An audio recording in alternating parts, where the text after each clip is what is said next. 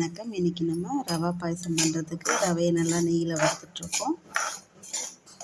நல்லா சிவப்பாக வறுத்த வாசனை வரும். வாசனை வந்த பின்னாடி நல்லா கொதிக்கிற தண்ணியை அதில் விட்டுடணும்.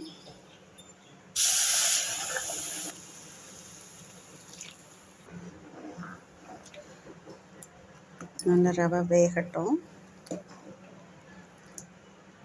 கேசரிக்குன்னா 1 பங்கு ரவைக்கு 2 பங்கு தண்ணி விடணும். இது பாயசன்றதுனால கொஞ்சம் கூட விடலாம்.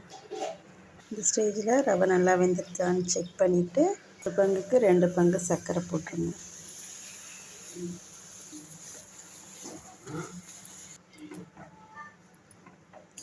அவ்வளோதாங்க, பாயசம் ரெடி ஆகிடுச்சு. அடுப்பை ஆஃப் பண்ணிவிட்டு காய்ச்சி ஆற வச்ச பால், முந்திரி பருப்பு 2 ஸ்பூன் விட்டிங்கன்னா பாயசம் ரெடி.